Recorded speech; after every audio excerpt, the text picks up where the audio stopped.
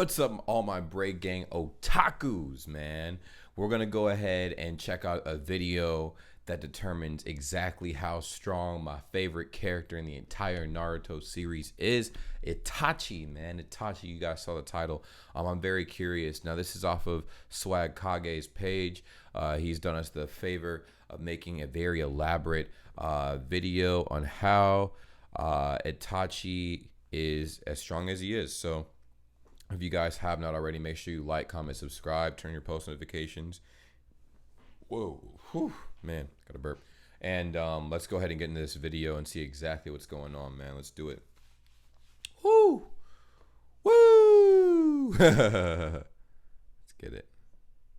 A bunch of videos recently examining the strength of various Naruto characters, and I figured it'd be fun to make a new video about somebody who's way more popular and also way more powerful than anyone I've spoken about so far. Today we're taking a look at Itachi Uchiha, and I know everybody knows he's supposed to be like really strong, but I think where everyone struggles to agree is on exactly how strong. I've spoken to some people who think Itachi could beat Madara, I've spoken to others who think he'd struggle to fight Jiraiya, and there are a whole bunch of opinions spread throughout in between. I of course have my own opinion, and to back it up we're going to be examining a variety of different sources, including the fights Itachi participates in, statements about him throughout the series, flashback scenes where he does anything noteworthy, and the two light novels covering the events of his life before he deserts the Leaf Village. I think I'm going to start with the light novels because I know a lot of you haven't read them, and they do give you quite a bit of insight into how talented Itachi is and the sort of crazy stuff he's been capable of even since his early childhood. I want to focus specifically on the first of the two books because you learn a lot more about what Itachi can do in it than you do in the second one. Not to say that you don't get to see Itachi in action in the Book of Midnight, but it covers Itachi's time in the Anbu and the assassination of the Uchiha clan, which we already sort of know about, whereas the Book of Daylight covers Itachi's early childhood. We get to see him enroll in the academy, start life as a genin, take the Chunin exams, and other things you may expect from a kid in the Naruto world. Now, for those of you who haven't read the light novels yet, prepare to have your fucking socks knocked off, because Itachi's no joke, even as a little kid. One example of some of the ridiculous things that he has done can be seen on page 28 when the Nine Tails is attacking Konoha. Itachi's with his mother Mikoto and his younger brother Sasuke, who was an infant at the time. Everybody's just sitting around all scared, not sure what to do because they're worried the Nine Tails is gonna eat everyone, when all of a sudden a big chunk of debris falls out of the sky and threatens to crush Mikoto and Sasuke. Without a moment's hesitation, Itachi jumps into the air and breaks the debris apart with his bare fist. The way the book describes it, it sounds like he's amping his strength with chakra control, the same way that Sakura and Tsunade do. Obviously not to the same extent, but still, the fact that he's able to do this at all at 5 years old, before even enrolling in the Ninja Academy, is crazy. I find this particularly interesting because we don't really see a lot of people, especially not genin, double especially not academy students, and triple especially people who haven't even enrolled in the academy yet, make use of the ability to use chakra to reinforce their strikes. Two of the only people we ever really see do it at all are Sakura and Tsunade, and you can argue that towards the end of the series, everyone is using chakra to make their attacks more powerful. But as it's described in the book, Itachi is doing specifically what Sakura and Tsunade do, and that's explained to require really precise chakra control. Now, I don't want to give him more credit than he deserves, so that might not be exactly what he's doing, and even if it is, it might not be nearly as impressive as I think it is, but I did want to mention it just because of how much it stuck out to me. Anyway, his Jonin mother is shocked to see this happen in front of her. In the exact words of the book, unable to conceal her surprise, his mother stared at Itachi with saucer-like eyes. His mother was a Jonin, which was precisely why she was amazed at his instantaneous action. I think the implication here is supposed to be that she's stunned by the fact that even though she was a Jonin, she wasn't able to do anything, whereas her 5-year-old son, who completely lacked ninja training, was able to deal with the situation without trouble at all. Now, to be fair, she had her back turned to the debris when it started falling towards her, but I think that's a much less severe handicap than being 5 years old and lacking ninja training. Moving on page 38, we learn that a 6-year-old Itachi, on his first day at the academy, blows everybody away with his performance in a training exercise held as a part of class that day. So the exercise has the students run around the schoolyard and see how quickly they can throw kunai at the 20 targets scattered throughout it. It takes most of the students about 5 minutes to do this, but Itachi pulls it off in 30 seconds. What makes that even better is Itachi got really mad at himself after completing the course because he thought he could have done way better. Like, as soon as the person scheduled to go after him begins the course, he takes another look at it and he goes, "Ah, man, I could have shaved 5 seconds off of my time. I suck." And when he already clearly outperformed everybody else, the fact that he expected himself to do better is ridiculous, and it also means he he probably could have. Even his teacher, after watching this happen, is so shocked that he initially forgets to call the name of the next student. Apparently, stuff like this continued to happen during Itachi's enrollment at the academy, because on page 45, we learn that just 4 months after he began classes there, Itachi was given the graduation exam.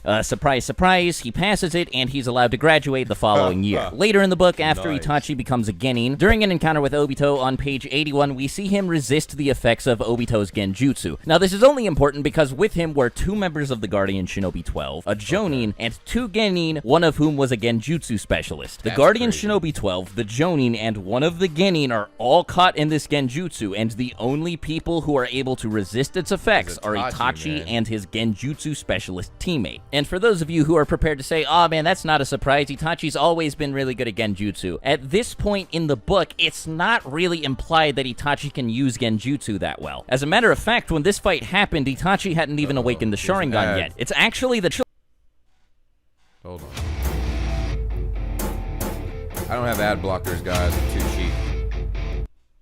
Death of his teammate that happens during this fight that prompts Itachi's Sharingan to manifest for the first time. The only reason I'm clarifying is because that means an 8-year-old Itachi, without the aid of the Sharingan, was able to resist the effects of a genjutsu that caught 2 of the Guardian Shinobi 12 and a Jonin. No matter how you slice it, I think Hold on. So Itachi was not able to get caught up in the genjutsu at 8 years old without the Sharingan, bruh. Like, that dude is an absolute savage. That's why he's my favorite character. Comment who your favorite character is in the comments down below, man. Sounds pretty impressive, but maybe that's just me. Now, the next thing I'm going to talk about is, without question, the most ridiculous thing that he accomplishes in the entire book. So the book informs us that Itachi continues to do really, really well in missions and is basically backpacking his team. But despite that, his Jonin just keeps refusing to recommend him for the tuning exams. The reason appears to be that he's confident in Itachi's abilities, but not in the abilities of his 2 teammates. So to circumvent this, Danzo, yes, as in the leader of Root and the Foundation, Danzo, personally requests that the then 9-year-old Itachi be allowed to take the tuning exams by himself. Itachi's father, Fugaku, agrees with the suggestion, so Itachi goes on to ace the written exam. He actually gets the 2nd highest score of all time, next only to Minato's, before setting a record for the time taken to get to the tower in the center of the Forest of Death with both a Heaven and Earth scroll in his possession. Now, the interesting thing about this, of course, is that the previous record had been set by a team of 3 people, and all of Itachi's enemies in the Forest of Death were working as part of 3-man teams. Yet Itachi entered the tuning exams by himself at 9 years old and still set this record anyway. As you'd expect, this of course means that he had to fight a team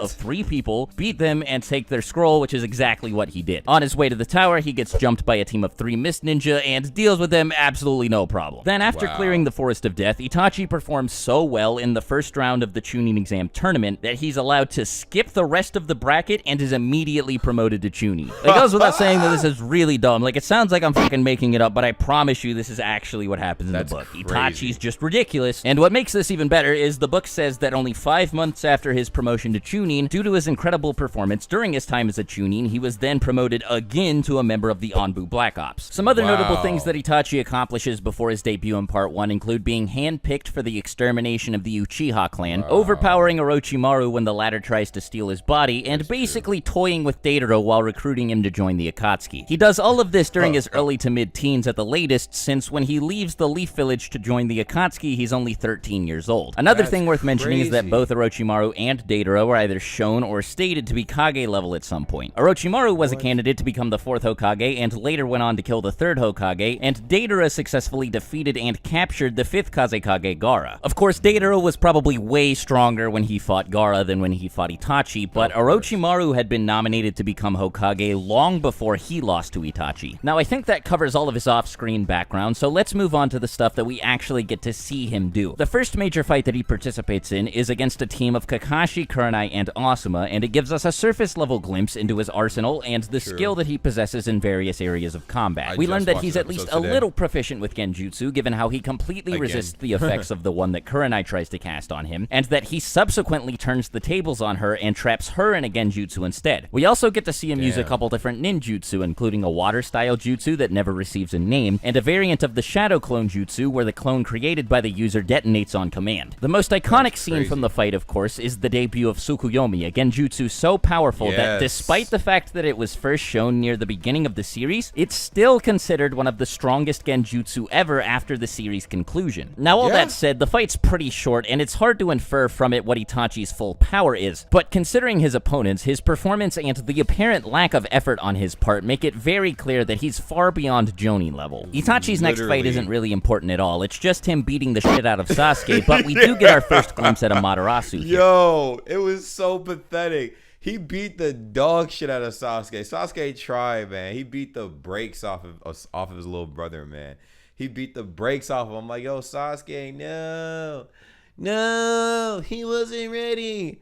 Itachi said, yeet! Unfortunately, we don't learn anything about how it works, but we can see that it's enough to impress Jiraiya and that it eats through the insides of the toad that he summons. Something that gets brought up frequently is that Jiraiya allegedly forced both Itachi and Kisame to retreat here, but after taking one look at this manga page, it becomes clear that they didn't really have to go anywhere. Kisame is pretty confused as to why Itachi chose to leave, and furthermore, it's very likely that he just didn't want to engage Jiraiya because he was working undercover for the Leaf Village. The idea that base Jiraiya is too strong for both Itachi and Kisame to handle is a bit ridiculous too, especially considering some of the stuff we see them do later in Shippuden. Speaking of Shippuden, after this fight, we don't get to see Itachi in action until its first arc. To hold Team Kakashi at bay while the Akatsuki seals Shukaku inside of the Ghetto statue, Itachi challenges the members of Team 7 with a clone containing 30% of his chakra. Even though the clone is obviously substantially weaker than Itachi, it takes the combined forces of Naruto and Kakashi to land a clean hit on it. More importantly though, during this fight, we learn that Itachi can trap people in genjutsu simply with a point of his finger. He doesn't even need to establish eye contact. The last fight Itachi partakes in before his death is against Sasuke, and this is one of the most popular fights in the series. I'm pretty sure many of you have seen it a bunch of times, so I don't think I need to spend too much time going over it. But what's noteworthy about this fight is, as many of you know, Itachi was basically blind and was also near death due to his sickness, and according to Obito, he still could have easily killed Sasuke had he been trying his hardest. This is the same Sasuke who defeated Deidara without much trouble, at least not much trouble if we're not counting his suicide bomb at the end. So considering the gigantic strength disparity between Itachi and Deidara that this indicates, it means that he's obviously way beyond Kage level and paints him as one of the strongest members of the Akatsuki. During this fight, we also get to see him use the Susanoo for the first time, and we learn that his Susanoo possesses the Yata Mirror, which can reflect all forms of physical attacks, and the Totsuka Blade, which can indefinitely seal anything it pierces. Now, when Itachi is revived by Kabuto during the 4th Shinobi World War, that's when we actually get to see him put in some effort. It's brief because it only happens during the fight against Naruto and Bee, and then subsequently during the fight against Nagato, but it's still really cool that we get to see him cut loose for once. He doesn't do too much in this fight, or these fights. I'm not really sure if this counts as 1 or 2 since he changes teams. But anyway, what he does do is pretty major. At the beginning of the fight, he swaps hands with Kyuubi Cloak Naruto, which is a really big deal because right before this fight, we find out that this Naruto is faster than the Raikage. Of course, it's possible that Naruto wasn't moving at full speed when this happened. In fact, it's very likely. But keeping up at all with someone who was at that point one of the fastest characters in the series is definitely worthy of praise. Later in the fight, when he switches sides and helps Naruto and Bee fight against Nagato, he basically carries both of them. The two are seconds away from death when Itachi swoops in and saves them with his Susanoo, and he's the one who ends up dealing the finishing blow to Nagato by sealing him with the Totsuka Blade. Itachi's last fight is against Kabuto with Sasuke at his side, but it's difficult to gauge his strength from this because both he and Kabuto were holding back. Kabuto had to hold back because he didn't want to kill Sasuke, and Itachi had to hold back because he couldn't afford to kill or seal Kabuto, as that would leave no one to release the Edo Tensei. To be fair, of course, there's not much that Itachi could have done to beat Kabuto, but a single poke from the Totsuka Blade would have gotten him the win, and whether or not he actually could have touched Kabuto with the Totsuka Blade is arguable, but like I said, given the circumstances, it's difficult to tell. Still, even though both he and Kabuto were holding back, he managed to catch Kabuto with Izanami, allowing him to release the Edo Tensei and nearly end the war. So now that everything's on the table, it's time to answer the question posed in the title of the video. How strong do I think Itachi is? To be blunt, I think he's one of the strongest characters in the series, but that's not super precise, so let me be more clear. Itachi is one of the most skilled users of both ninjutsu and genjutsu, and he has incredible skill with taijutsu as seen in his brief clash with Kyuubi Naruto. His arsenal is made up of some of the most overpowered broken shit in the Naruto verse, including exploding shadow clones, genjutsu jutsu that can be cast with the point of a finger, Tsukuyomi, a Materasu, the strongest fire-style jutsu of all time, and a Susanoo that wields an indestructible shield and a sword that can seal anything it touches. He has so many methods of dealing with potential threats that it's really unlikely that he'll ever find himself in a situation he can't get himself out of. But he's the definition of a glass cannon. His main weakness is his complete lack of stamina. So while he's easily able to deal with most of the opponents that might cross his path, if he's unable to do it quickly, he runs the risk of draining himself of chakra and tiring himself out. It's not a huge weakness though, since he's shown he's more than capable of taking opponents out quickly. And if we're talking about Edo Tensei Itachi, it's not even present in the first place. If I had to explain how strong I think he is by comparing him to other characters, I'd say he's the third strongest member in the Akatsuki, and if he were to become Hokage, I think he'd be the fourth most powerful behind Naruto, of course, Hashirama, and Minato. I think he's weaker than Obito just because Kamui's broken, and he's definitely weaker than Nagato, and I mean, you could maybe argue that he might be able to beat the Six Paths of Pain in his prime. In my personal opinion, I think that the Six Paths would overwhelm him because someone with low stamina like Itachi just isn't built to take someone like that on. But that's a can of worms I don't really feel like opening. I don't feel like going super into detail about the topic, but I did want to put my position out there. I definitely don't think he's anywhere close to as strong as Madara. He has an insane amount of versatility, and the Totsuka Blade Yata Mirror combination is very powerful, but Madara is a completely different beast, and maybe I'll make a video covering him at some point in the future. Speaking of that, if you guys want me to make this into a more recurring series where I discuss the strength of other characters, let me know in the comments because I had a lot of fun making this video as well as the others. Make sure you also let me know who else you want to see a video on, and if I see enough support for any given character, I'll definitely make sure to cover them. Anyway, thanks as always for watching the video all the way to the end. If you're new here, consider subscribing to get updates when I post new videos. Make sure you have a great rest of the day, and until my next video, I'll talk to you later. Swagkage out. Bye. Damn.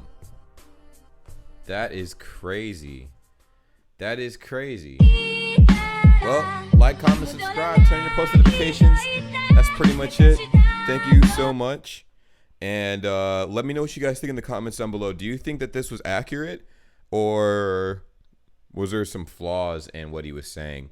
In my personal opinion, I think Itachi is maybe out of every single character the third strongest, for sure, out of everybody. I'll let you guys know who the strongest is, in my opinion, later on. But that's neither here nor there. I'm out. Thank you guys so much for watching. Until the next time I see you guys again, take care. Peace.